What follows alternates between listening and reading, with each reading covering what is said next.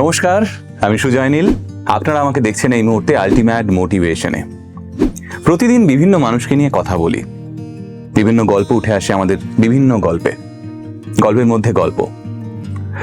আর সেই সমস্ত গল্পের যারা নায়ক হয়ে ওঠেন তারা কিন্তু কোন একটা রুল ফলো করেন। হতে পারে তিনি সাঁতারু, হতে পারে তিনি কোনো একটা শ্রমিকেরই কাজ করেন, হতে পারে তিনি খেলোয়াড়, ক্রিকেটার, ফুটবলার, যা খুশি হতে পারে।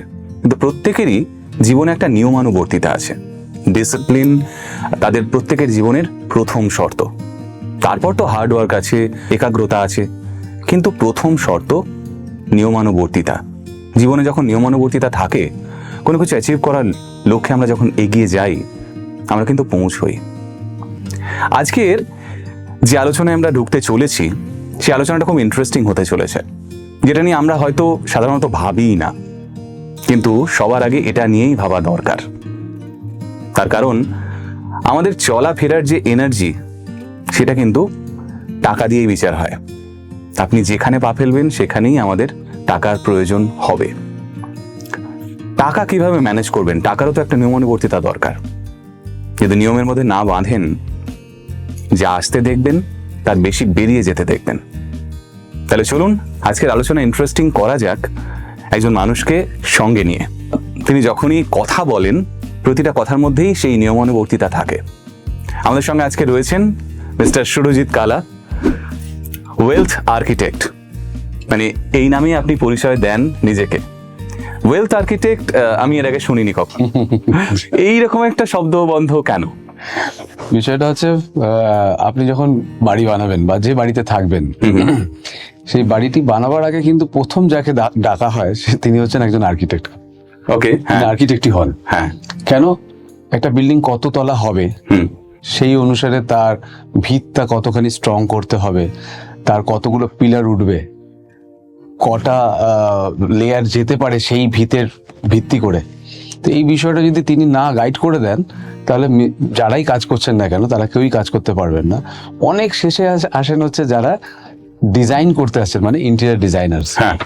তো তাই জন্য আমার মনে হয়েছে যে ফাইন্যান্সিয়াল প্ল্যানিং যখন করছেন আপনি, তাহলে ফাইন্যান্সিয়াল পিরামিডটাকে মাথায় রেখে কোন ধাপের পরে কোন ধাপে আপনি 1, 2, 3, 4 করে এগোবেন, সেই পদ্ধতিটা না জানলে কি হয়, অনেক সময় দেখা গেছে শুরুরটা শেষেরটা শুরু দিয়ে হয়েছে, তখনই গন্ডগোলটা হয়ে যায়। তাই জন্য আমার মনে হয় যে আমি 23 বছর ধরে এই কাজটাই করে আসছি, যে একজন ব্যক্তির কেমন ভাবে ফাইন্যান্সিয়াল প্ল্যানিং করলে পরে তার আগামী দিনটা খুব স্মুথ এবং নিশ্চিন্তের হতে পারে। মানে আমাদের জীবনটাকে গড়ে তুলতে বা একটা বাড়ি গড়ে তুলতে যেমন ভিতের থেকে শুরু করতে হয়, সেরকমই আপনিও চাইছেন যে ভিত থেকে গড়ে তোলা। এক্স্যাক্টলি।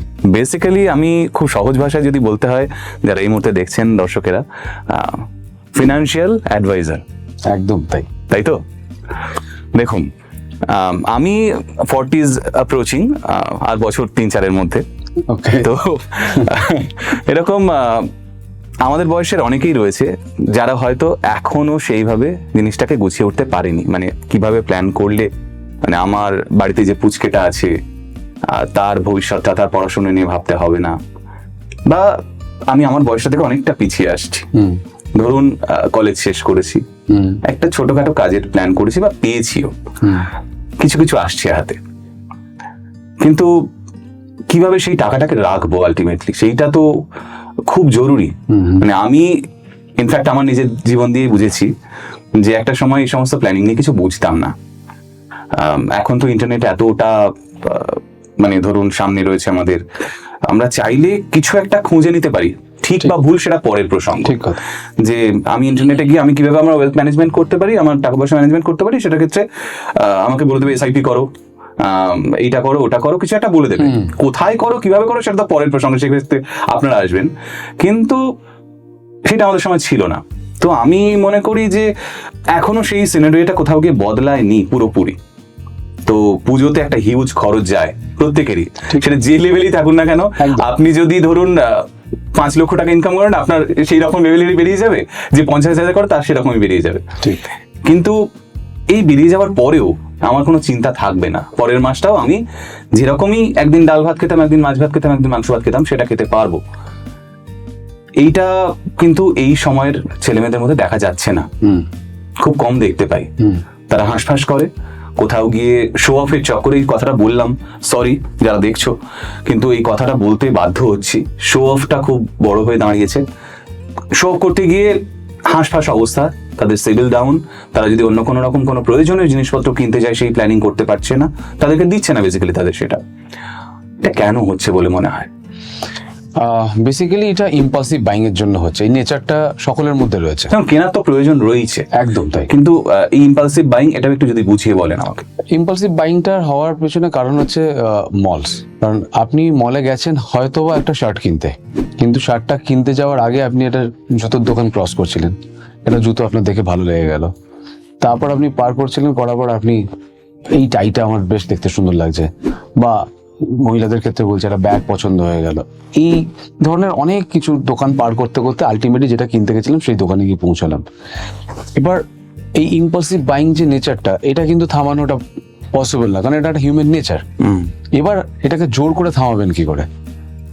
আগে থেকে আপনাকে কিছু খরচকে প্ল্যানিং এর মধ্যে রাখতে হবে, যেগুলো আমার আগেই করে ফেলতে হবে। আমি প্রথমেই আমার মাসের শুরুতেই আমি আমার এসআইপি গুলোকে আগে ডিডাক্ট করিয়ে দিই, তাহলে যেইটুকুনি টাকা বেঁচে থাকবে তার মধ্যেই আপনাকে খরচ করতে হবে। এবার সেই মাসে আপনার কাছে জানা আছে আজকে আমার এই মাসে একটা শার্ট লাগতে পারে, এই মাসে আমার একটা ট্রাউজার লাগতে পারে, এই মাসে আমার একটা ঘুরতে যাওয়া থাকতে পারে, এই মাসে আমার একটা ইএমআই থাকতে পারে আলাদা করে কিছু। এই প্ল্যানিংটা তখনই পসিবল যদি আপনি আগে থেকে প্ল্যান করেন, তাহলে ইম্পালসিভ বাইং ব্যাপারটাই আসবে না। আর কত লোক রয়েছেন আপনি ভাবুন, কত মানুষ রয়েছে এই সমাজে যারা হয়তো একটা নতুন জামা কিনতে পারছে না, হয়তো নিজে কিনতে পারছে না, তার ছেলে মেয়েকে হয়তো খালি কিনে দিতে পেরেছেন। তাদের কথাও ভাবতে হবে যে আমি অন্ততপক্ষে সেই জায়গায় ফরচুনেট যে আমি ভাবছি কিনতে পারবো বলে, আর সারা জীবন কিনতে পারবো সেই প্ল্যানিংটাকে করতে হবে।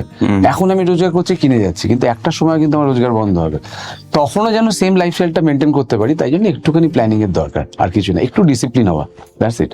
একদমই তাই। মানে আমি রিসেন্টলি আমার এক বন্ধুর সঙ্গে আলোচনা করছিলাম, অনেক সময় দেখতে পাই না, দেখবেন এই শিল্পী বহুদিন আগে একজন বিখ্যাত মানুষ ছিলেন, আজ তার খুব খারাপ অবস্থা, ঠিক, তিনি খেতে পাচ্ছেন না, তার ফিনান্সিয়ালি খুবই খারাপ অবস্থা, সেক্ষেত্রে তাকে হাত পাততে হচ্ছে।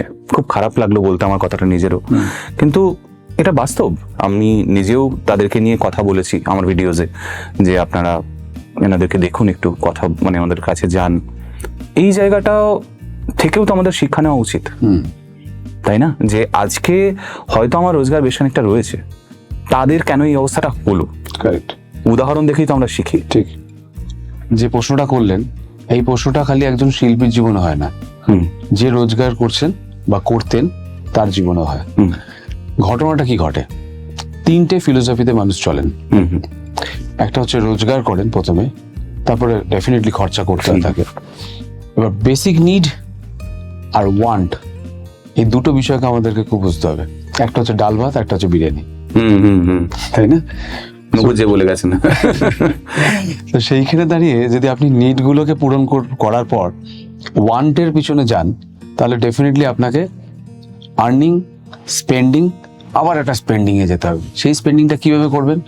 ডেফিনেটলি আপনার বন্ধুকে বলতে হবে একটু জিপেতে 2000 টাকা পাঠাও, পরের মাসে দেখছি।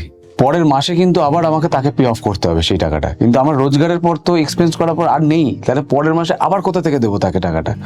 তখন অ্যাপ লোন। এবার এই ফিলোসফিতে যারা চলছেন, তাই শুরুতে বললাম শিল্পী বলে নয়, যে কোনো মানুষ যিনি রোজগার করছেন, তিনি যদি এই ফিলোসফিতে যান, তাহলে তার ফলস্বরূপ কি হবে, যেটা নিয়ে আপনি বললেন যে তাদেরকে স্টোরি করেছেন আপনি, তাদের গল্প আপনি মানুষকে জানিয়েছেন। অ্যাকচুয়ালি খারাপ লাগে খুব। হ্যাঁ, ধরুন কারোর বয়স আজকে 40, এই লাইফস্টাইলটাই মেনটেন করছেন, তাহলে 15 বছর পর, 20 বছর পর তিনি রিটায়ার করবেন। আজকের সার্ভেতে দেখা যাচ্ছে ইন্ডিয়ান প্রবীণ নাগরিকেরা প্রায় 43% পিপল যারা এইভাবে লাইফস্টাইল মেনটেন করেছেন, তারা তাদের ছেলেমেয়ের উপরে ডিপেন্ডেন্ট অথবা চ্যারিটির উপরে। আর 23% পিপল আর স্টিল ওয়ার্কিং। তার মানে ওই 60-এর পরে যে সময়টা আপনি একটুখানি রিল্যাক্স করবেন, রিল্যাক্স করার আপনার কাছে সময় নেই। কেন? আপনাকে বেসিক নিড পূরণ করবার জন্য আপনাকে কাজে যেতে হচ্ছে। তাই আমি অনেকের সঙ্গে কথা বলে দেখেছি, স্যার 60-এর পরেও কাজ করছেন কেন? অনেকে বলেন যে আরে কি করবো, বাড়িতে বসে থেকে বোর হচ্ছিলাম, নিজেকে অ্যাক্টিভ রাখার জন্য কাজ করছিলাম। আর যদি একটু টাফ কোশ্চেন করি, কোথাও না কোথাও বেরিয়ে আসে যে তার দৈনন্দিন জীবনের খরচা চালাবার জন্য তাকে হয়তো জব করতে হচ্ছে। আবার ডেফিনেটলি অনেকেই রয়েছেন যে তার কাছে ততোধিক টাকা রয়েছে যতটা তার বেসিক লাইফস্টাইল মেনটেন করার জন্য হয়, তারপরটা সত্যিকারে সে হয়তো সময় কাটানোর জন্য কাজ করে। হ্যাঁ হ্যাঁ হ্যাঁ, এরকম আমিও দেখেছি। এটা তো গেল ধরুন একটা ফিলোসফি, আর বাকিগুলো নিয়ে যদি বলেন। বাকিটা হচ্ছে যে প্রথমে আপনি আর্ন করলেন, তারপরে আপনি স্পেন্ড করলেন, আর যে টাকাটা বেঁচে থাকলো সেটা দিয়ে আপনি সেভিংস করলেন, যেটা কিনা 4% of total population of India যারা কিনা এই প্রসেসটা যায়। Okay. এবার এই আর্নিং, স্পেন্ডিং অ্যান্ড সেভিংস এর পার্সেন্টেজটা কত হওয়া উচিত সেটা আমরা পরবর্তীকালে আলোচনা করব। থার্ড ফিলোসফি হচ্ছে আর্নিং, সেভিংস, দেন বেঁচে থাকা টাকাটা দিয়ে স্পেন্ডিং, যাদেরকে আমরা ইয়ার্কির ছলে বলে থাকি কিপটে।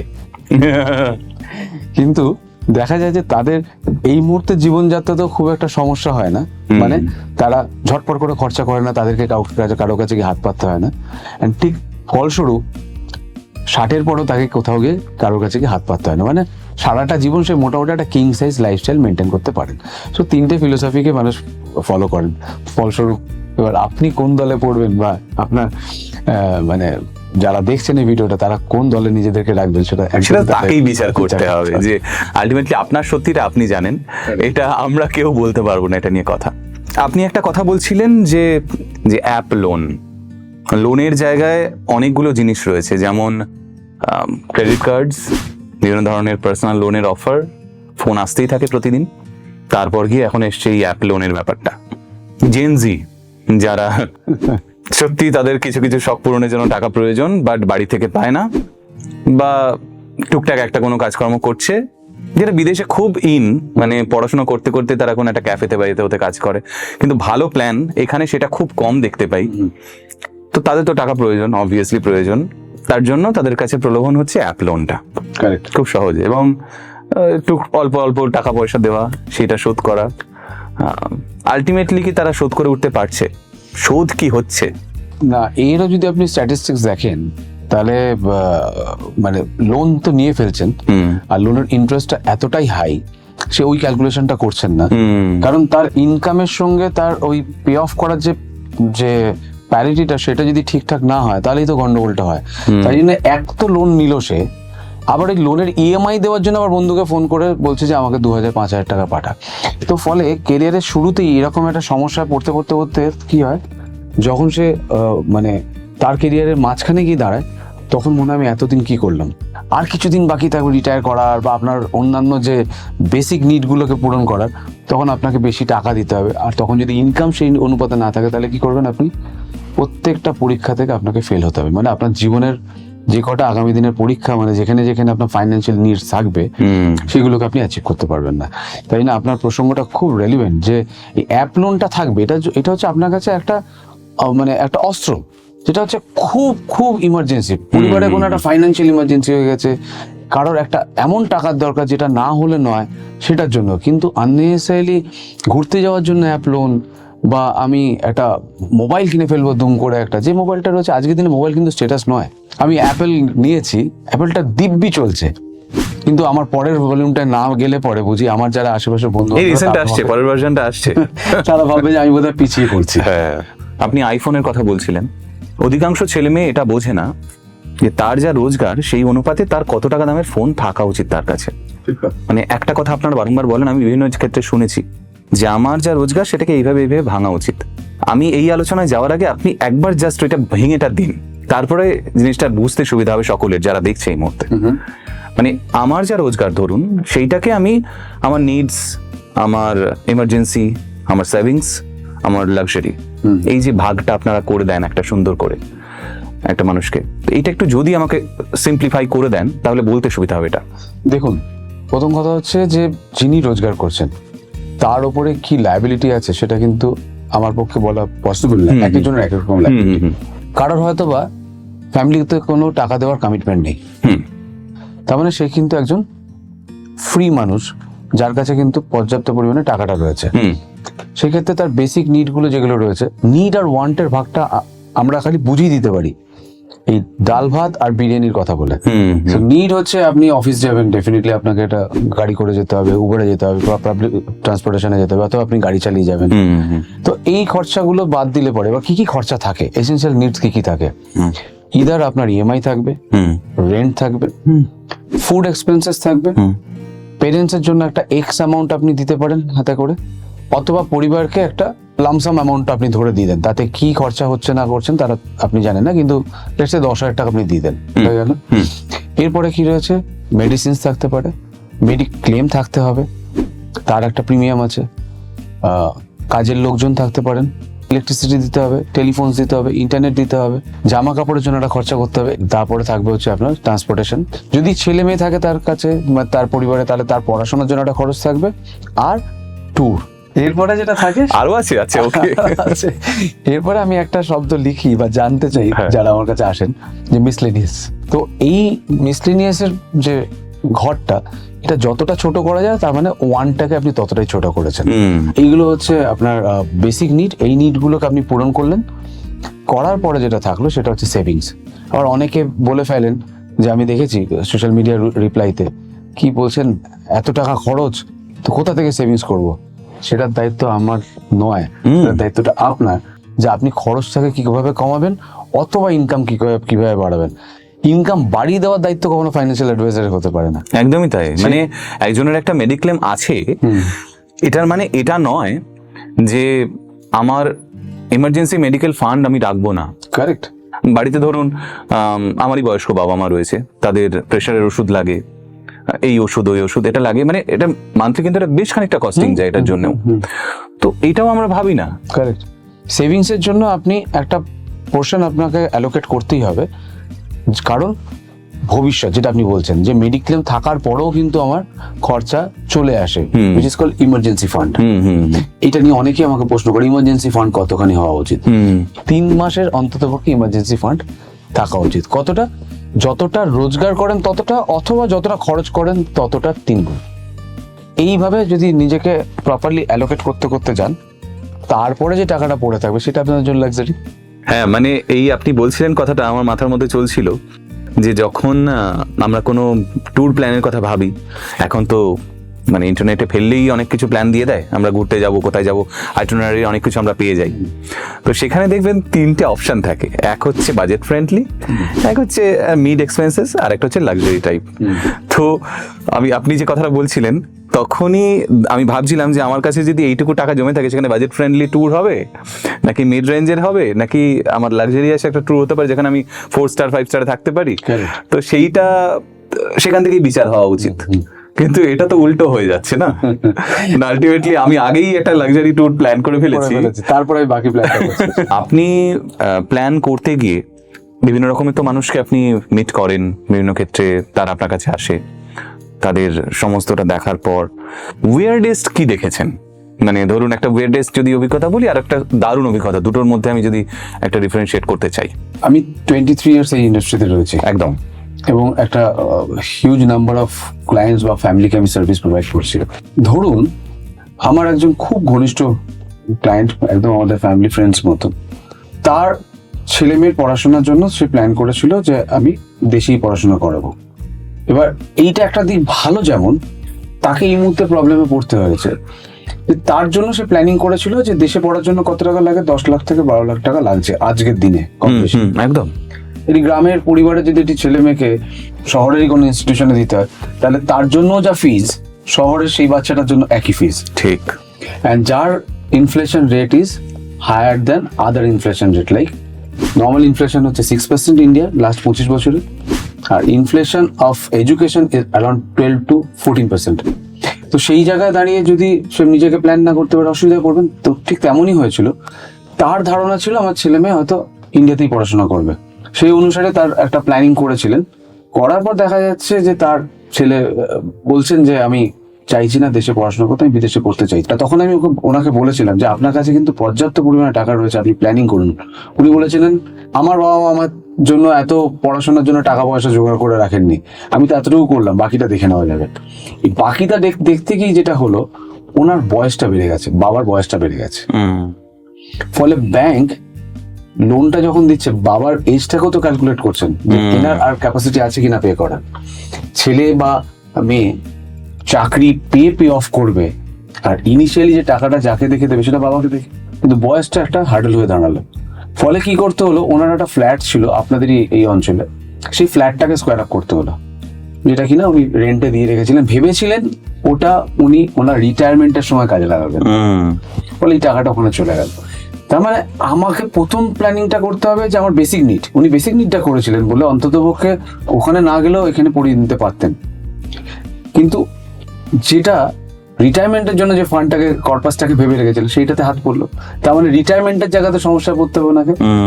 এইটা এরকম একটা ঘটনা আমার পড়াশোনার ক্ষেত্রে দেখেছি। এইটা একটা আমার অ্যাচিভমেন্ট কোন দিক থেকে, যে একটা পরিবারে দুর্ঘটনা ঘটে গেছে, কিন্তু দুর্ঘটনাটা ঘটার আগেই আমি তাকে অন্ততপক্ষে সেই জায়গায় মানসিকভাবে প্রস্তুত করতে পেরেছিলাম যে নিজেকে প্রোটেক্ট করুন, ইনকাম প্রোটেক্ট করুন, অ্যান্ড ফিউচারে যে যে গোলগুলো আপনার আসতে চলেছে। ওনার এক ছেলে এক মেয়ে আছেন, উনি কোভিড টাইমে উনি এক্সপায়ার করেন। ওই সব কাজকর্ম মিটে যাওয়ার পরে দিন 20 পরে ওনার মিসেস আমাকে ফোন করলেন। আমি ফোনটা দেখে সবচেয়ে বড় ফোনটা দেখে আমি আঁতকে উঠলাম, কারণ ওই ভদ্রকের ফোন থেকে ওই নাম্বার থেকে ফোনটা আসছে। তাই ফোনটা ধরলাম, এই নিয়ে কিছুক্ষণ কথা হলো, হওয়ার পর বললো, সুজিত এটা অন্য কথা বলার জন্য ফোন করেছি, তুমি কি মোটামুটি ফ্রি আছো এখন? না হ্যাঁ।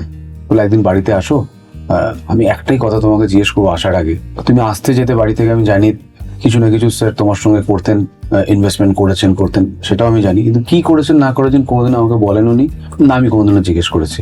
আর এইরকম ঘটনা যে এই অল্প বয়সে ওনার এরকম ঘটবে সেটাও আমরা জানতাম না কেউ।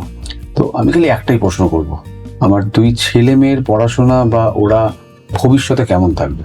তা আমি ওনাকে বললাম যে কোনো কারণেই হোক, উনি শুরুর দিকে সেরকম সিরিয়াস না থাকলেও পরবর্তীকালে যখন আমি যেভাবে এক্সপ্লেন করি তাতে ওনার মনে হয়েছিল যে লাইফটাকে একটু সিকিউর করার দরকার। উনি নিজেও জানতেন না যে এরকম ঘটনা ঘটতে পারে বলে। কিন্তু আপনাকে একটাই কথা বলবো, যে যদি আপনি দান ধ্যান না করে ফেলেন, যে সিকিউরিটিটা আপনি দিয়ে গেছেন রয়েছে, তাতে ছেলে মেয়ের পড়াশোনা, বিয়ে থা সব কিছু হবে, আপনারও কোনো ফাইন্যান্সিয়াল ট্রাবল হবে না। And it was a good amount, যেটা দিয়ে ওনার ফ্ল্যাটের ইএমআই যা ছিল সেটাকে পে অফ করতে পেরেছেন উনি, মানে 1 শট যা লোন ছিল ওটাকে পে অফ করতে পেরেছেন। গাড়ি ছিল, গাড়ির ইএমআই ছিল, ওটাকে পে অফ করেছেন। আমি খালি বলেছিলাম লায়াবিলিটি আর রাখবো না, লায়াবিলিটিটাকে সব স্কোয়ার আপ করে দিন, কারণ আমি ওইভাবে করেই করেছিলাম ওনার প্ল্যানিং গুলো। কিন্তু এই যে শক্তিটা, মানুষটা যে বডি ল্যাঙ্গুয়েজটা চেঞ্জ হলো, গলার ভয়েসটা চেঞ্জ হলো, এইটা আমার কাছে একটা জব স্যাটিসফ্যাকশন। তো এইটা আমার কাছে একটা সাকসেস। আরেকটা হচ্ছে লাইফ ইন্স্যুরেন্সকে মানুষ বিশ্বাস করেন না। আমার আবার কি হবে, মানে ফ্লাইটে উঠেছে, ফ্লাইট টার্বুলেন্সে পড়েছে, এয়ার পকেটে পড়েছে, সে তখনও কনফিডেন্ট আশেপাশে এই ফ্লাইটের আর সবার সব দুর্ঘটনা করতে পারে আমার বাদে, হ্যাঁ কি না? একদম। এই যে আমাদের সুপারম্যানের মতন একটা চিন্তা ভাবনা, এইটা সমস্যা ফেলায় হচ্ছে যখন কারোর বাড়িতে কোনো ঘটনা ঘটে যায়, মানে দুর্ঘটনা ঘটে যায়। মানে আমরা হামেশাই বিভিন্ন রকমের গল্প করি মোটিভেশনের জন্য। যারা জয়ী হয় ম্যাক্সিমাম টাইম আমরা তো তাদের কথাই বলি, কিন্তু জয়ী না হওয়ার সংখ্যাটাও প্রচুর। এরকম সিচুয়েশনে পড়ার পর হয়তো তার স্বামী গত হয়েছেন বা কোনো রকম সিচুয়েশনে পড়ে তাকে স্বামীর সংসার ছেড়ে বেরিয়ে আসতে হয়েছে, আমি তো প্রচুর দেখি। এই লড়াইগুলো তাদের চলে, তাদের কিভাবে প্ল্যানটা করা উচিত? একজন ব্যক্তির মান্থলি খরচা হচ্ছে 20,000 টাকা, তাহলে তার 40 লক্ষ টাকার ইন্স্যুরেন্স নিড আছে। কেন? এই 40 লক্ষ টাকা যদি ব্যাংকে যায়, তার 6% হচ্ছে 2,40,000 yearly interest, divided by 12 would be 20,000 again. Okay, হ্যাঁ ঠিক।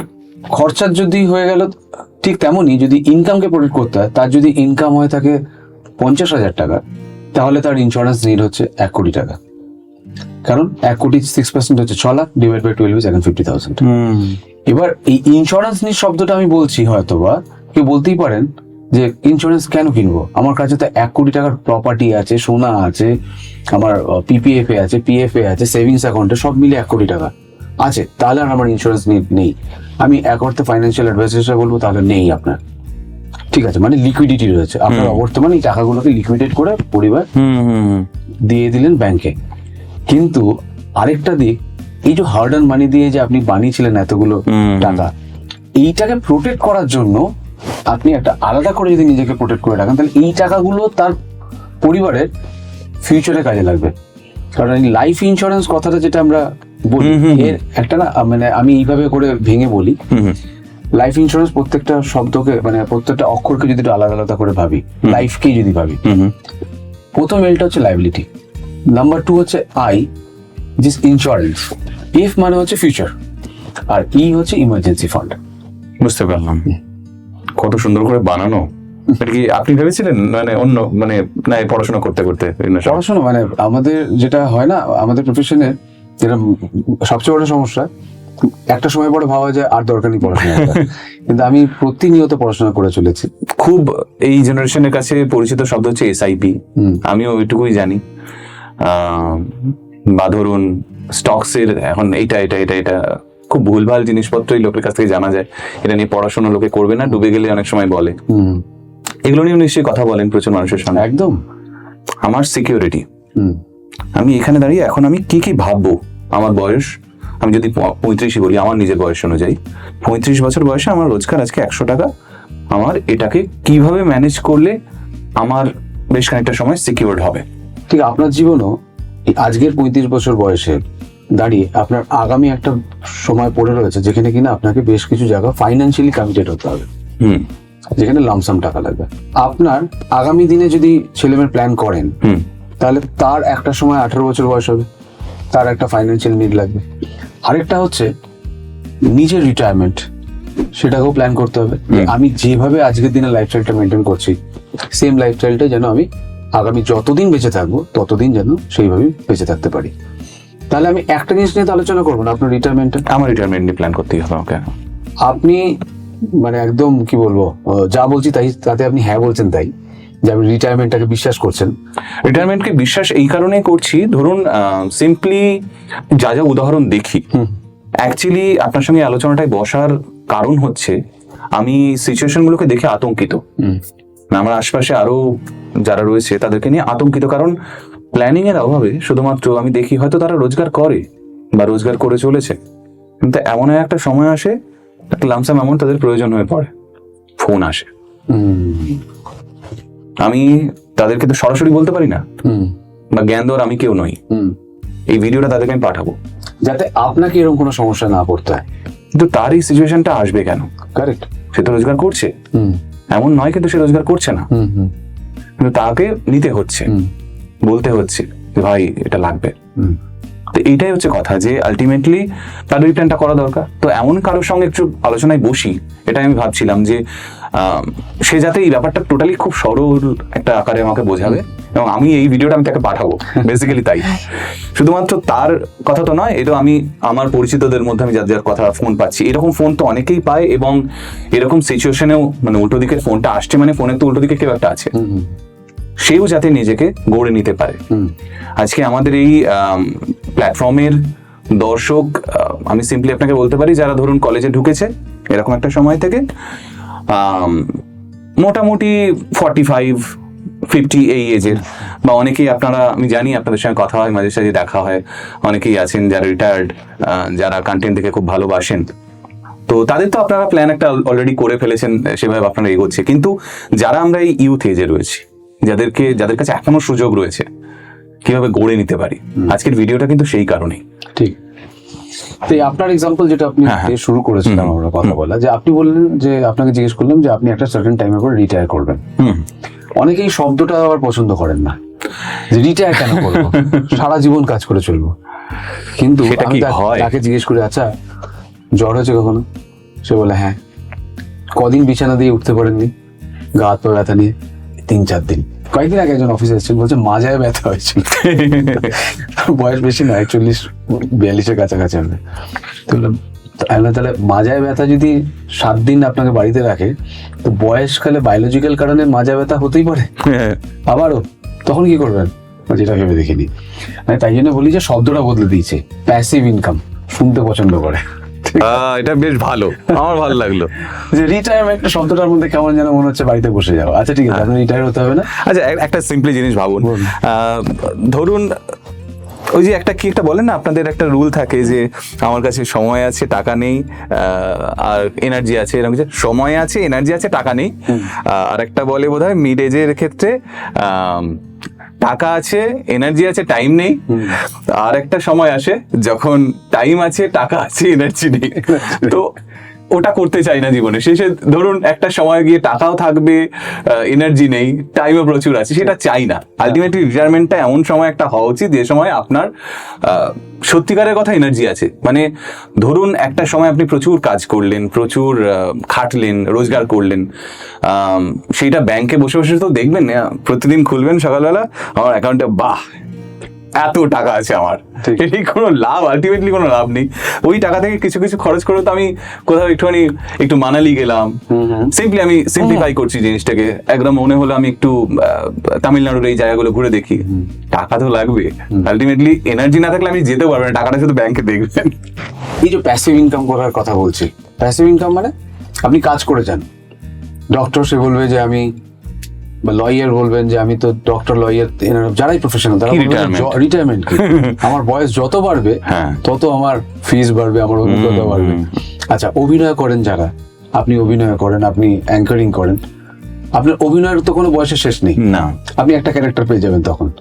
কিন্তু আমাকে যদি ডেইলি নিডসটাকে পূরণ করার জন্য যদি চেম্বার না খুলতে হয় বা অভিনয় করতে না যেতে হয়, সেইটা প্ল্যানিং আমি বলছি। আপনি যান, করুন, কোনো অসুবিধা নেই। কি কি বেসিক নিডস গুলো, বেসিক নিডস এর মধ্যে একজন মানুষ হিসাবে প্রধান এবং খুব ইম্পর্টেন্ট একটা রিকোয়ারমেন্ট, সেটা হচ্ছে খাওয়া দাওয়া। তো আমি যদি আপনাকে জিজ্ঞেস করি যে আপনার ব্রেকফাস্ট করতে কত টাকা খরচ হয়? বাড়ির খাবার যদি বলি 30 রুপিস, 30 টাকা। আর লাঞ্চে রোজ না থাকলেও মাছ মাংস তো আমাদের থাকেই, তো সেক্ষেত্রে অ্যারাউন্ড 100 হতে পারে।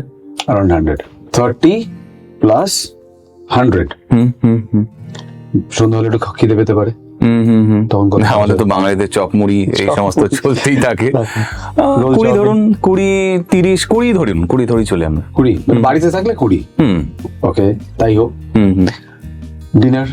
ডিনার হালকা, তো ওটা ধরুন অ্যারাউন্ড 70 ধরা যেতে পারে। 70, এটা আপনার খরচ, আমার একটা হতে পারে, আরেকজন আরেকটা। হ্যাঁ, আপনার খরচ অনুযায়ী মোটামুটি 220 রুপিস পার ডে আপনি খাবার খেতে খরচ করেন।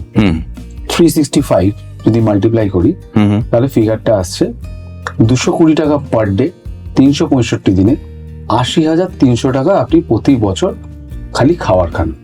রিটায়ারমেন্ট শব্দটা বলবো না, ধরলাম এমন একটা এজে গিয়ে পৌঁছালেন যেখান থেকে আপনার প্যাসিভ ইনকাম জেনারেট করতে হবে।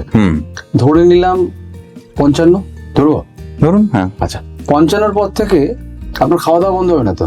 না। ঠিক আছে, কত বছর পর? 20 বছর পর এই 80,000 টাকা 80,000 থাকবে না বাড়বে?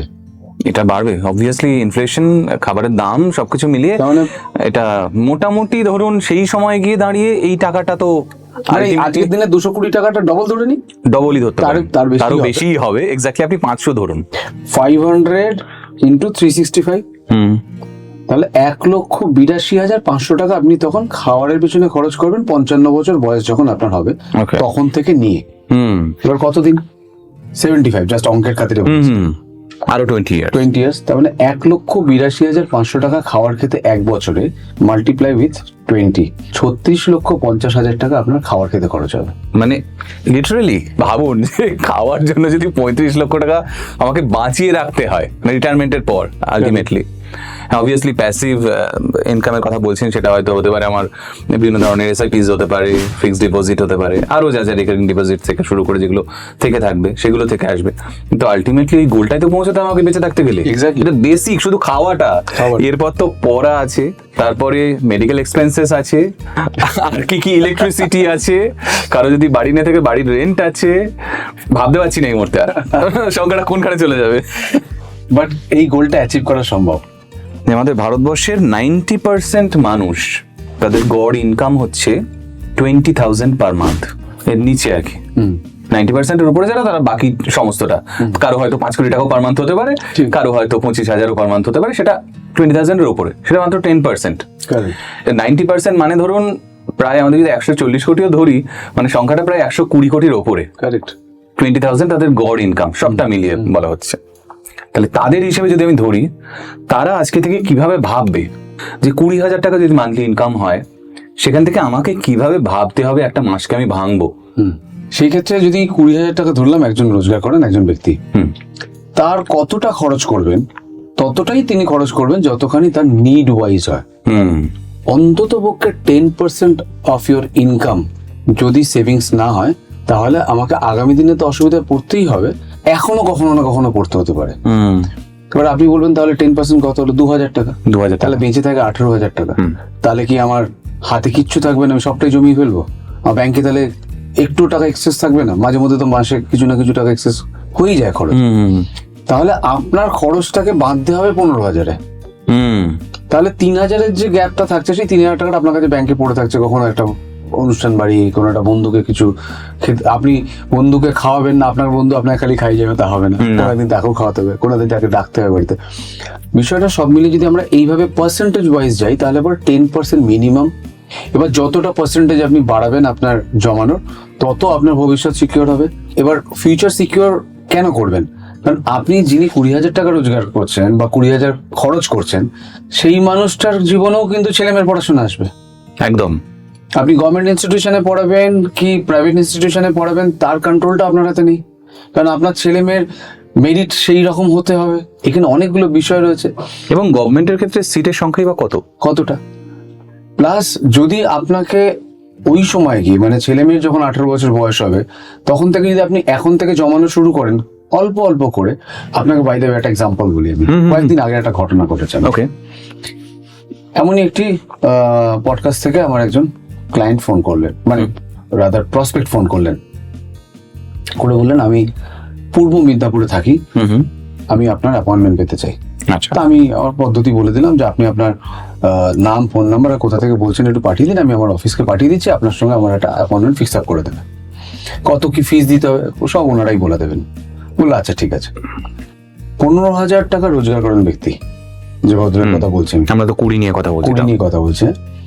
তিনি একজন প্রাইভেট টিউটার। আচ্ছা। যখন আমি অন ভিডিও হই, তখন দেখলাম ওনার মানে যে পিছনে ব্যাকগ্রাউন্ডটা, তাতে যে ওয়ালটা তার প্লাস্টারটাও পর্যন্ত করেনি, এবং সেটা তার বাড়ি।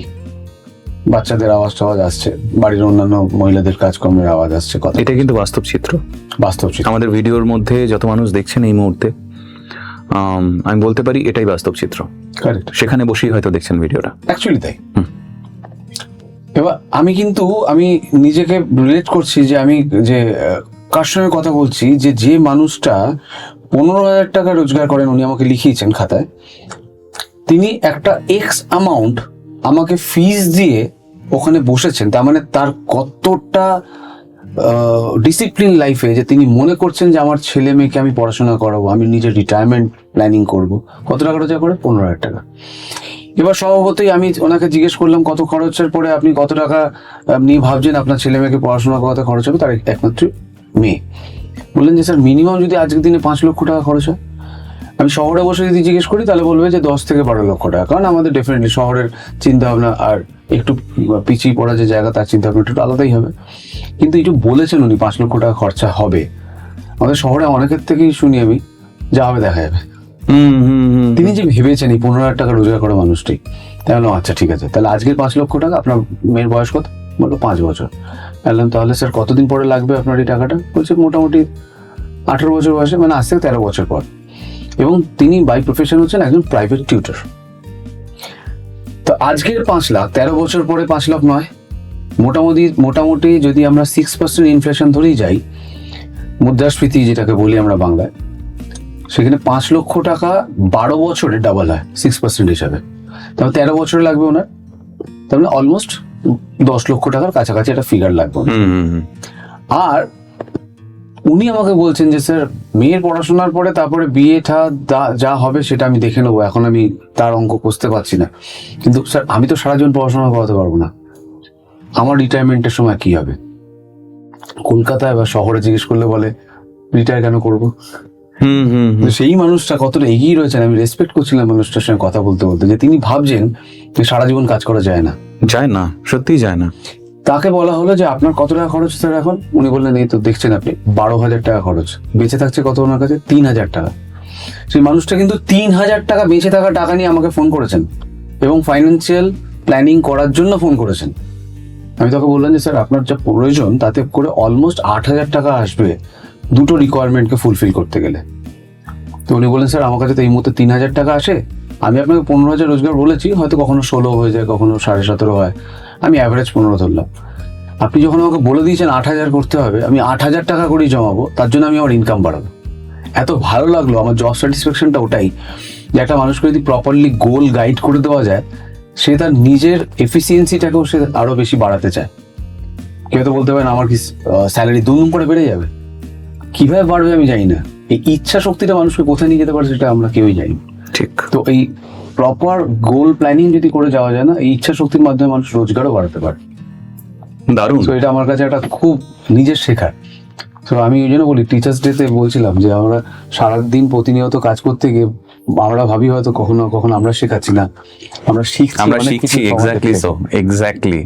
এত মানুষের গল্প, মানে আমার টিমে যেমন লেখার ক্ষেত্রে অভিক রয়েছে, সৌমিতা রয়েছে, সন্দীপ রয়েছে, ওরা তিনজন এত বিভিন্ন মানুষের ঘটনা তুলে আনে এবং আলোচনা করতে গিয়ে ওদের সঙ্গেই বুঝতে পারি হয়তো ডিরেক্ট কথা বলেছে, তাদের প্যাশনটা তাদের কোথাটা পৌঁছেছে, সেজন্য আমরা গল্পটা হয়তো বলছি, যে তাকে দেখে আরো 5টা লোক যাতে কিছু করতে পারে। আজকে আপনি যে গল্পটা বললেন এটাও কিন্তু ইন্সপায়ারিং গল্পই। এই মানুষটাকে দেখে ইন্সপায়ার্ড হয়ে হয়তো আরো 5 জন ভাববে, না আমাকেও তো এইভাবে ভাবতে হবে, আমিও করতে পারি, আমিও পারি। আমি আকাশবাণীতে যখন শুরু করি, মাস গেলে আমি 7,500 টাকা, 7,800 টাকা মতো পেতাম আমার কাজকর্মের পর সারা মাসের শেষে। আমি কলকাতায় আসতে হতো, আমি তো কলকাতার ছেলে নই, রানাঘাটের ছেলে, ওখান থেকে আমি আসতে হতো, সারাদিনের খাওয়া খরচ আছে, সবকিছু আছে, সবকিছু মিলিয়ে কি বাঁচতে হাতে। কিন্তু সেই সময়েও আমাকে কেউ একজন বলেছিল যে একটা এসআইপি করে রাখ। যেই টাকাটা ওই সময় জমিয়েছিলেন, হ্যাঁ, তার একটা অংশ তো আপনার পোর্টফোলিওতে রয়েছে। হ্যাঁ, অবভিয়াসলি বেড়েছে, রোজগার বেড়েছে, আপনি ইনভেস্টমেন্ট বাড়িয়েছেন, কিন্তু ওই টাকাটার কিন্তু এসেন্স আপনি এখনো পাচ্ছেন এবং ভবিষ্যতে পেয়েও যাবেন। একদমই তাই। তো এই মেন্টালিটি থাকা দরকার। একদম। আমি আপনাকে আরেকটা স্টোরি বলি। কয়েকদিন আগে আরেকটা ঘটনা ঘটেছে। আচ্ছা। এই যে 20,000 টাকা রোজগার করছেন কি 30,000 টাকা রোজগার করছেন, প্রত্যেকটার স্বপ্ন থাকে যে আমি যে বাড়িটাতে রয়েছি একটু বাড়িটা ভালো করে সাজাই, বা আমি ভাড়া বাড়িতে থাকি, আমি একটা বাড়ি কিনি। এই যে রিসেন্টলি খুব ভিডিওতে আসছে যে নিজের বাড়ি কেনার কি দরকার, ভাড়া বাড়িতে থেকে ওই টাকাটাকে বাঁচিয়ে যদি রাখা যায় তাহলে ভবিষ্যতে অ্যাট এ টাইম টাকা দেওয়া যায়, ওই টাকা দিয়ে বাড়ি কেনা যায়।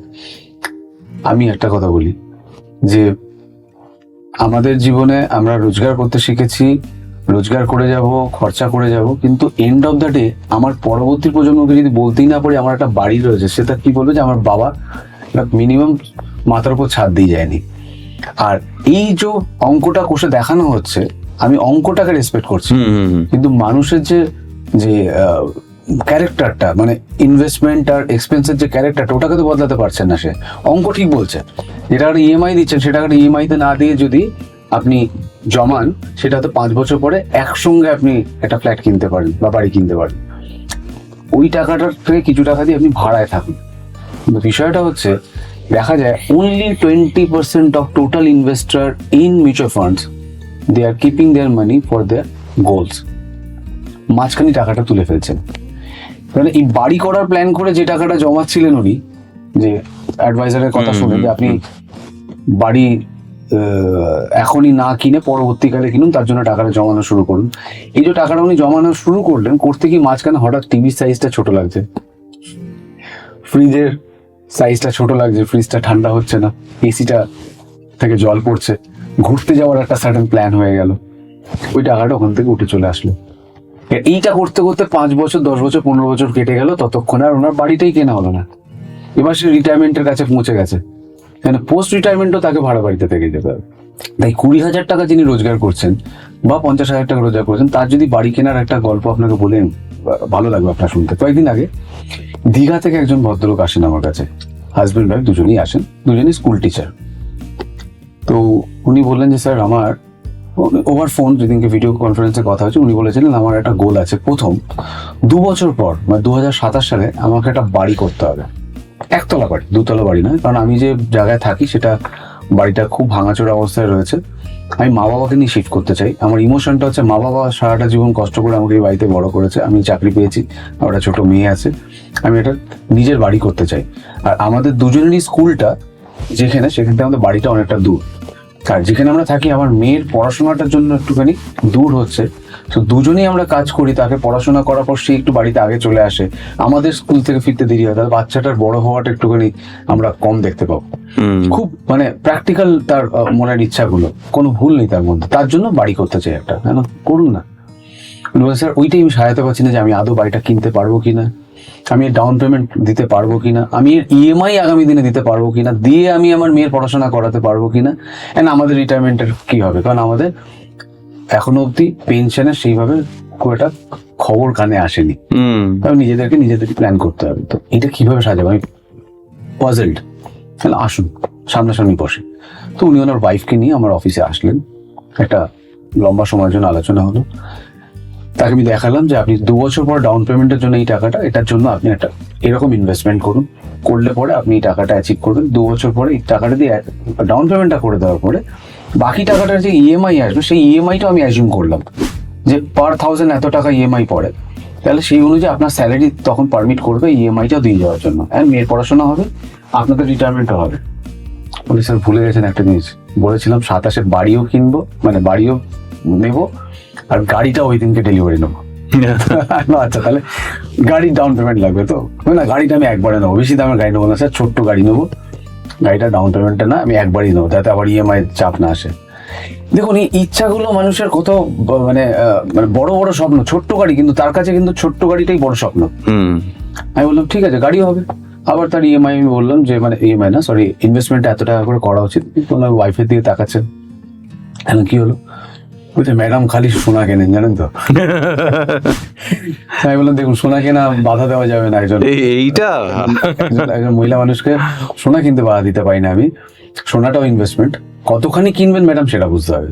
তাকে আমি সেটা নিয়ে আলোচনা করলাম যে আমরা মধ্যবিত্ত পরিবার, উচ্চ মধ্যবিত্ত যারাই থাকি না কেন, সোনাকে আমরা ইনভেস্টমেন্ট হিসাবে অ্যাকচুয়ালি কিন্তু কনসিডার করতে পারি না, কিন্তু at the time of emergency আপনি সোনা বাদে সবকিছু বিক্রি করতে চাইবেন, মনে হয় কি আমার এটা একটা অশুভ বিষয়। তো সোনা ইজ ফর ওয়্যারিং, তো ম্যাডাম ততখানি আপনি কিনুন যতখানি আপনি পরে বেরোতে পারবেন, মেয়ের বিয়ের সময় দিতে পারবেন, মেয়ের বিয়ের সময় আপনি একটু সেজে গুজে থাকবেন, গাড়িটাও দরকার, ওটাও একটা অলংকার। তো বলেন হ্যাঁ ঠিক আছে, কি করতে হবে স্যার আমাকে, তো ওই বাজেটটা আমি ওনাকে দিলাম যে আপনার স্যালারি থেকে এইটুকুনি টাকা আপনি গাড়ির জন্য করুন। হয়ে গেল, হয়ে যাওয়ার পরে উনি বললেন, তখন বেরোলেন আমার অফিস থেকে রাত্রি 10:30টার সময়, উনি দীঘা পৌঁছলেন, পৌঁছে আমাকে সকালবেলা উঠে দেখলাম হোয়াটসঅ্যাপে একটা রেকর্ডিং মেসেজ পাঠিয়েছেন, স্যার থ্যাংক ইউ, আমি বাড়ি ফিরে গেছি, আমরা খুব খুশি যে আমরা এই গোলটা অ্যাচিভ করতে পারবো, সেইটা আপনি আমাকে সাহসটা দিয়েছেন। একটা রিকোয়েস্ট আছে, 2027 সালে যেদিনকে আমার এই বাড়িটা আমি গৃহপ্রবেশ করবো ওই দিনকার ফিতেটা আপনি কাটবেন।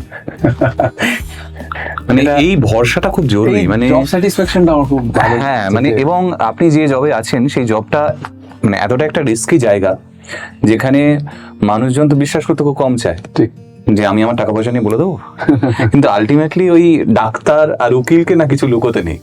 তো সেইটা যদি আপনি লুকিয়ে যান তাহলে গিয়ে আপনি যে গোলটা ছুঁতে চাইছেন, যে স্বপ্নগুলো আপনার আছে, সেই স্বপ্নগুলোতে পৌঁছানো বোধহয় সম্ভব হবে না। অনেকে জব করেন আইটি ইন্ডাস্ট্রিতে বা কোনো একটা বড় ইনস্টিটিউশনে, যেখানে কিনা তিনি মেডিক্লেম কাভারেজের সঙ্গেও কিন্তু তিনি এন্টাইটেলড। এবার এই কারণে তিনি ভাবেন যে আমার কোম্পানি যখন আমাকে মেডিক্লেম সাপোর্ট দিচ্ছে বা আমার কোম্পানি থেকে লাইফ ইন্স্যুরেন্স কাভারেজ রয়েছে, তাহলে আমাকে ফার্দার কেন নিজের জন্য একটা মেডিক্লেম করা উচিত বা নিজের জন্য একটা টার্ম ইন্স্যুরেন্স বা ইন্স্যুরেন্স নেওয়া উচিত। এখানে আমি ছোট্ট গ্যাপ দেখাই আপনাকে, এর এক্সাম্পল রয়েছে। আচ্ছা, একজন ভদ্রলোক, মানে তার ছেলে আমার ক্লায়েন্ট, সে আইটি ইন্ডাস্ট্রিতে চাকরি করে, তার ওয়াইফও আইটি ইন্ডাস্ট্রিতে চাকরি করতেন। প্রেগনেন্সির কারণে উনি ছুটি নিয়েছিলেন এবং কিছুদিন পরে মনে করেন যে আমি কিছুদিন ছেলের একটু গ্যাপ নিই, তারপর আমি আবার রিজয়েন করবো আর কি। এই যে গ্যাপ নেবো যখনই বললেন, তখন কোম্পানির সঙ্গে ওনার মেডিক্লেমের চুক্তিটা বন্ধ হয়ে যায়। বাথরুমে পড়ে গিয়ে ওনার টেল বোনটাতে একটা ফ্র্যাকচার হয় এবং শহরের একটা বড় হসপিটালে তাকে ভর্তি করানো হয়। আর বিলটা যে ফিগারটা ছিল সেই ফিগারটা যথেষ্টই বড়, একটা এক্সরবিটেন্ট ফিগার। সেইটার সময় আমাকে ফোন করে বলছে যে দাদা আমাদের কি মেডিক্লেম কিছু করা রয়েছে আলাদা করে? বললাম না, নাম বলছি না। তো আমি বললাম যে না গো, আমি তো মিসেসকে বলেছিলাম যে তুমি একটা কাভারেজ তোমার এর সময় করে নাও, হাজব্যান্ডের সময় করে নাও। বলবো দাদা আমার দরকার নেই, আমার প্রচুর টাকার ইন্স্যুরেন্স কাভারেজ রয়েছে। এই যে গ্যাপটা, সো এই ছোট ছোট জিনিসগুলোকে আমরা মিস করে যাই, আর তখনই অসুবিধা পড়ে মানুষ। কিন্তু এইরকম জায়গায় গিয়ে আরেকটা অসুবিধাও কিন্তু উঠে আসে, এবং যে কারণেই একটা পার্সেন্টেজ দেখতে পাই আমরা যখনই কোনো রকম কোনো ইন্স্যুরেন্স কিনতে যাই, যে এত পার্সেন্ট মানে সেটেলমেন্ট ক্লেম সেটেলমেন্ট রেশিও, তাই না? তো ওই যে ফাঁকটা, ওখানেও তো অনেককে পড়তে হয়। মানে ক্লেম রিজেকশন যাকে বলে, এক কথা, যে অনেকে অসুবিধায় পড়েন যে মেডিক্লেম করেছি কিন্তু at the time of clans পেলাম না, বা এই লাইফ ইন্স্যুরেন্স টার্ম ইন্স্যুরেন্সের ক্ষেত্রে আমি পেলাম না। এখানে আমি দুটো বিষয় আপনাকে বলবো। প্রথমে আমি হেলথ ইন্স্যুরেন্স নিয়ে বলে নিই। হেলথ ইন্স্যুরেন্সে প্রতিনিয়ত কোনো না কোনো কোম্পানি ছবি দিয়ে ভিডিও দিয়ে আসছে যে আমার ক্লেম সেটেলমেন্ট হয়নি, আমি অসুবিধায় পড়েছি। আমি বলি যে কোনো কোম্পানি যদি ক্লেম রিজেক্ট করে তার মানে যে সে পার পেয়ে গেল তা নয়। কিন্তু যদি আপনি জেনুইন ছিলেন ক্লেমটা পাওয়ার জন্য, তাহলে পরে ক্লেমটা ওই মুহূর্তে রিজেক্ট হতে পারে। আপনি পকেটে টাকা খরচা করে ধার বাকি করে ক্রেডিট কার্ড দিয়ে পরিবারের সেই মানুষটাকে নিয়ে বাড়ি চলে এলেন, পরবর্তীকালে ওম্বুডসম্যান রয়েছে, আপনার ক্রেতা সুরক্ষা রয়েছে, আমরা রয়েছি যারা আপনাকে হেল্প করে দেবো যে কোন জায়গাটা গ্যাপ বার করে পরে আমরা কোম্পানিকে বলতে পারি যে তুমি এই ক্লেমটা কেন রিজেক্ট করলে, ক্লেমটা দিতে হবে। সো সেই পদ্ধতি আছে, কিন্তু তখনই সম্ভব যদি আপনি at the time of policy taking আপনি সবকিছু সহজভাবে সত্যি কথা বলেছিলেন কিনা। যদি জিজ্ঞেস করে থাকেন আপনার অ্যাডভাইজার কি কি ওষুধ খেতেন বা কি কি ওষুধ খান, সেই ওষুধের নামগুলো বলেননি। প্রি এক্সিস্টিং ডিজিজ কিছু ছিল আপনি বলেননি, বা তিনি জিজ্ঞেস করেননি। এখানে দুটো মেসেজ আমি দিতে চাই। যদি কেউ না জিজ্ঞেস করেন নলেজের অভাবে, তাকে বলবেন যে আমার ফর্মটায় লিখবেন এই ওষুধগুলো খাই, আমার প্রি এক্সিস্টিং এই ডিজিজগুলো ছিল, এবং ফর্মটা নিতে চাইবেন, দেখতে চাইবেন, অ্যান্ড পলিসি হয়ে যাওয়ার পর সেগুলো পাঠানো হয় কোম্পানি থেকে, তখনও রিচেক করবেন যে যা যা বলেছিলাম সেগুলো লেখা আছে কিনা। ওইগুলো দেখার পর যদি কোম্পানি আপনার পলিসি, যদি আন্ডাররাইটার টিম যদি পলিসিটা নিয়ে থাকেন, তাহলে পরে আপনাকে ক্লেম দিতে হবে। যদি কেউ নতুন পলিসি করছেন, তাহলে প্রথম 2 বছর বেশ কিছু ডিজিজ রয়েছে, লিস্টেড ডিজিজেস রয়েছে যেগুলোতে ক্লেম পাওয়া যায় না। সেটা ভারতবর্ষের সব কোম্পানির একই নিয়ম। ওকে, যদি কারোর প্রি এক্সিস্টিং ডিজিজ থেকে থাকে, ওষুধগুলোকে ডিক্লেয়ার করেন, তাহলে সেখানেও কিছু ওয়েটিং পিরিয়ড থাকে, সেইগুলোকে আপনাকে জানতে হবে। সেই আওতায় যদি আপনি পড়ে যান তাহলে আপনি ক্লেম পাবেন না, কোনোদিনই পাবেন না, আপনি ফাইট করে পাবেন না, কারণ ওগুলো নিয়মের মধ্যেই রয়েছে। আচ্ছা, এই বাদে যদি কিছু হয় তাহলে আপনাকে কোম্পানি ক্লেম দিতে বাধ্য। আরেকটা হচ্ছে লাইফ ইন্স্যুরেন্সের ক্লেমও অনেক সময় রিজেক্ট হয়, শুনেছি আমরা। সেখানেও একই বিষয়, আপনি কি কি ডিক্লেয়ার করেননি। এবার সেই মানুষটার মৃত্যু বাড়িতে হতে পারে অথবা হসপিটালে হতে পারে। হসপিটালে হলে পরে তার পুরো প্রি এক্সিস্টিং ডিজিজ হিস্ট্রি সব লিখে দেবে ক্লেম ফর্মে, কিন্তু সেখানে পলিসিতে ডিক্লেয়ার করা ছিল না, তখন ক্লেম রিজেক্ট করার পুরো অধিকার রয়েছে কোম্পানি, কিচ্ছু করতে পারবেন আপনি। আর ইজি সেটেলমেন্ট হয় উইদিন 3 ইয়ার্স এর মধ্যে। যদি কারোর কোনো দুর্ঘটনা ঘটে পলিসি নেওয়ার পর থেকে, তাহলে চলে যাওয়া হচ্ছে সেটা আর্লি ক্লেমের আন্ডারে, মানে আর্লি ক্লেম ক্যাটাগরিতে। সেই ক্ষেত্রে সব রকমের ইনভেস্টিগেশন করবেন কোম্পানি, কোন হসপিটালে ছিলেন, কি হয়েছিল না হয়েছিল, তার পূর্ব ইতিহাস সব নেবে। তারপরে যদি সে মনে করে যে হ্যাঁ সব ঠিকঠাক আছে, কোনো সাপ্রেশন অফ ফ্যাক্ট নেই, তাহলে যত টাকার কভারেজই হোক না কেন সেটা কোম্পানি দিতে বাধ্য। ওকে, আর যদি 3 বছরের ঊর্ধ্বে হয়ে যায় তাহলে কোনো রকম কোনো ইনভেস্টিগেশন হয় না, জাস্ট রিকোয়ার্ড ডকুমেন্টস গুলো খালি দিয়ে পৌঁছে দিলে, কোম্পানিতে দিলে, আপনার বাড়িতে গিয়ে কলিং বেল টিপে আপনার ক্লেম দিয়ে আসবেন। দেখুন, সবার কথা হলো, সবার বিষয় নিয়ে ভাবা চিন্তা হলো, কিন্তু আলটিমেটলি যেটা নিয়ে বলছিলাম যে 7,800 টাকা রোজগারের সময়ও কিন্তু 500 টাকার একটা মিউচুয়াল ফান্ড আমি শুরু করেছিলাম। আজকে দিনে দাঁড়িয়ে হয়তো সেটা একটু বেড়েছে, কিন্তু কোন একটা তো গোল থাকা দরকার, তার জন্য আমার কি রাখা উচিত, কিভাবে রাখা উচিত। তো একটু যদি গুছিয়ে বলেন বিষয়টাকে। দেখুন, আপনার জন্য যদি বলেন, আপনি কত বছর ধরে ইনভেস্ট করছেন এসআইপি তে? প্রায় 9 বছর। প্রায় 9 বছর, অনেকটা লম্বা সময়। হ্যাঁ, এতটা লম্বা সময় ধরে অনেকটা টাকা করে রাখতে পারিনি, হয়তো 500 টাকা করে রেখেছি, তারপরে 1000 করেছি, 2000 করেছি, এখন হয়তো সেটা 10-12 হাজার হতে পারে। হ্যাঁ, আচ্ছা, ঠিক আছে। একটা অ্যাপ থেকে আপনি নিশ্চয়ই আপনার ইয়েটাকে, পোর্টফোলিওটাকে আপনি ট্র্যাক করছেন, রাইট? সেই অ্যাপটা কোন একটা ইনস্টিটিউশন থেকে বিলং করে। যখন আপনি ইনভেস্ট করেছিলেন বা এখনো যখন আপনি নিজের মতন করে কিনছেন, আপনি কি কোনোভাবে ওই ইনস্টিটিউশন থেকে কোনো রকম কোনো কমিউনিকেশন পেয়েছেন যে আপনার এই পোর্টফোলিও গুলো কেমন চলছে না চলছে, তার কোনোটা মাইনাসে আছে, প্লাসে আছে, চেঞ্জ করতে হবে কি হবে না, এরকম কিছু guidance? Not a single time, actually একবারও ফোন আসেনি কারো। আসেনি। এবার দেখুন, সমস্যাটা কোথায় হতে পারে? হুম। হতে পারে আপনি নিজেই এক্সপার্ট, আপনি নিজেই নিজেরটা প্ল্যান করছেন, খুব সুন্দর, ভালো, তাহলে তো কোনো সমস্যাই নেই। আর আপনি যদি বলেন যে না এরকম না, আমার কাজকর্ম করেই সময়ই বা কোথায় যে আমি এগুলোকে ফলো করবো, এক্স্যাক্টলি সো। হ্যাঁ, আমি জাস্ট জমা দিয়ে যাচ্ছি আর জানি যে এখন দেখবো না, একটা সার্টেন টাইমের পরে দেখবো।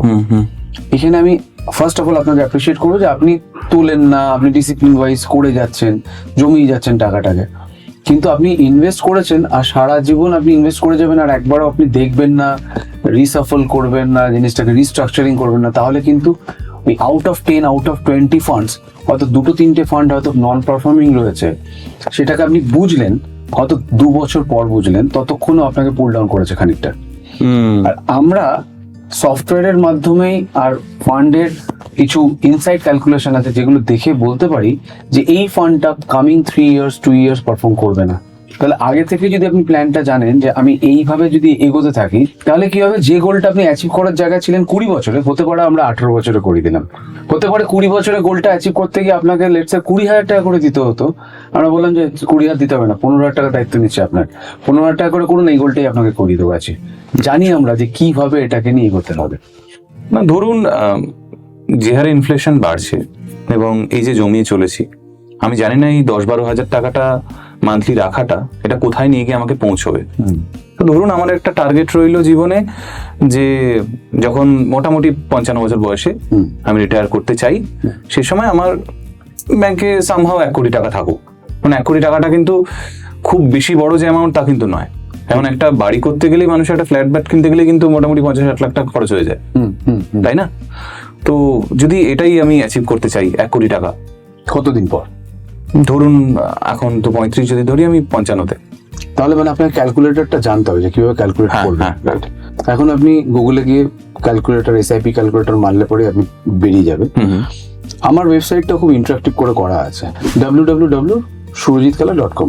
ঢুকলেন, ঢুকে জাস্ট নিচের দিকে স্ক্রল করলেন, ওখানে এসআইপি ক্যালকুলেটর রয়েছে, চিলড্রেন এডুকেশনের জন্য কি ফান্ড দরকার, রিটায়ারমেন্টের জন্য, ড্রিম হাউস বা এনি সর্ট অফ গোলস।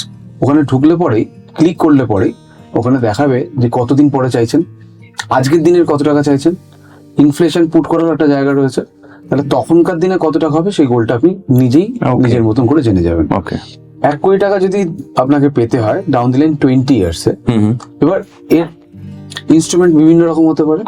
একটা হতে পারে একদম guaranteed, like bank, post office, PPF, PF যা যা রয়েছে, আপনি পিএফ এ এন্টাইটেলড হবেন না, আপনি পিপিএফ পেতে পারেন, ব্যাংক পেতে পারেন, পোস্ট অফিস পেতে পারেন, বা লাইফ ইন্স্যুরেন্সের যে কনভেনশনাল প্রোডাক্ট গুলো রয়েছে সেগুলো পেতে পারেন। অথবা এই মুহূর্তে যেটা সবচেয়ে বেশি দ্যাট ইজ এসআইপি। সেইখানে যদি ধরি যে লং টার্মে 20 years is a long term, সেক্ষেত্রে আপনি মোটামুটি ধরে নিতে পারেন 12-15% গ্রোথ আপনি অ্যাজিউম করতে পারেন। আচ্ছা, কারণ আমি আপনাকে বলেই রাখি, যেহেতু মানে আপনার এত শ্রোতা শুনছেন, একটা জিনিস মাথা ঢুকিয়ে নিতে হবে, 5 ইয়ার্সের নিচে যদি আপনার গোল থাকে তাহলে কখনোই 8-10% রিটার্ন ভাববেনই না। সো 5 ইয়ার্সের নিচে হলে পরে 8-10, 5 years and above up to 10 years, 10-12, 10 years above up to 15, 12-15%, and 15 years and above 15%। এটা অ্যাজিউম করে যেতে পারেন, কিন্তু তার মাঝখানে আপনাকে ট্র্যাক করতে হবে, বিনা ট্র্যাকে গেলে হবে না। সেই জায়গায় দাঁড়িয়ে আফটার 20 ইয়ার্স যদি আপনার ইনভেস্টমেন্ট মোটামুটি 7,000 টাকা করে করেন এভরি মান্থ, 7,000 টাকা করে ফর আনাদার 20 ইয়ার্স, আমি এক্সপেক্টেড রিটার্ন 15% ধরলাম, আপনার টোটাল ইনভেস্টমেন্ট হবে 16,80,000, আর আপনার রিটার্ন হবে হচ্ছে 1,11,11,685 টাকা। আচ্ছা, আফটার 20 ইয়ার্স এই কোটিপতি শব্দটা আচ্ছা দেখতে পাবো, অ্যাচিভ করা যাবে। এবার এটা সবার স্বপ্ন অ্যাকচুয়ালি আমাদের, এটা কোটিপতি হব। কিন্তু হ্যাঁ, তার জন্য অবভিয়াসলি দাদা যেমনটা বলছেন যে প্ল্যানটা সেভাবে করা দরকার। যে কোটিপতির জন্য 7,000 টাকা করে রাখলেই চলবে, একদম।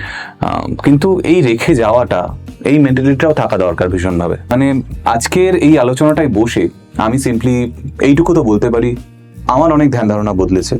একটা সম্যক ধারণা আজকের ভিডিওটায় আশা করি সবাই পাবে যে কিভাবে আমাদের এগোনো দরকার, এবং সেখানে যে টেকনিক্যালিটিস গুলো থাকবে, আপনার ফোন নম্বর তো রইলই, আমাদের ভিডিওতে দেওয়াই রয়েছে, আপনার ওয়েবসাইটটাও রয়েছে, সেখান থেকেও তারা কানেক্ট করে নিতে পারবেন। তা আলটিমেটলি এক্সট্রা মাইল হাঁটা খুব দরকার, আজকে প্রত্যেকেই হয়তো কিছু না কিছু রোজগার করছে, কিছু না কিছু খরচ করছে এবং তার মতো করে চলছে। হয়তো তার ব্যাংকে এই 15,000 টাকা ইনকামে যদি কেউ করে থাকে, তার হয়তো এই মুহূর্তে ব্যাংকে 20,000 টাকা রয়েছে, কিন্তু সেইটা জমানো নয়। এখন সেভিংস অ্যাকাউন্টে কোনো টাকা থাকাই নয়, ওটা বাড়ছে না, কারেক্ট, উল্টে যাচ্ছে। তো কিছু একটা প্ল্যান যদি করা হয়, সত্যি সত্যি এক্সট্রা মাইল যাওয়া যায়। যেমন আমি বারংবার এই উদাহরণটা দিই, মাইকেল ফেলপস একটা কথা বলেছিলেন, মানে ওনাকে জিজ্ঞেস করা হয়েছিল যে এতগুলো সোনার মেডেল আপনি পেলেন কি করে। তো উনি বলেছিলেন যে আমেরিকায় রোববারে সব বন্ধ থাকে, আমি সুইমিং ক্লাব খুলিয়ে রোববারেও প্র্যাকটিস করতাম। 1 বছরে আমি 52 বার এক্সট্রা প্র্যাকটিস করেছি বাকিদের থেকে, এখানে আমি এগিয়ে। কারেক্ট। তো এই এক্সট্রা মাইলটা হাঁটুন, এক্সট্রা মাইলটা হাঁটলে কিন্তু সত্যি সত্যি আমাদের ভবিষ্যৎটা আরো সুন্দর হতে পারে। থ্যাংক ইউ সো মাচ দাদা, এতক্ষণ ধরে কথা বলার জন্য আমাদের। আশা করি আমার মতোই অনেকেরও চোখ খুলবে যারা ফিনান্স নিয়ে ভাবছিল না, ভাবাটা দরকার। এতক্ষণ ধরে আমাদের সঙ্গে কথা বললেন মিস্টার সুরজিৎ কালা, এবং উনি ওয়েলথ আর্কিটেক্ট, শব্দটা আমার ভীষণ ভালো লেগেছে। আশা করবো আপনি আবারও আসবেন আমাদের দর্শকদের সামনে এবং আরো অনেক কিছু বোঝাবেন। শিওর। আপনার ভালো লেগেছে তো? খুব ভালো লেগেছে। আর আপনার সঙ্গে এই ভিডিও করার এক্সপিরিয়েন্স, এটা একটা আলাদা ব্যাপার। Thank you so much, thank you so much. আজকের মতো নমস্কার, দেখা হচ্ছে অন্য কোনো ভিডিওতে। দেখতে থাকবেন আলটিমেট মোটিভেশন।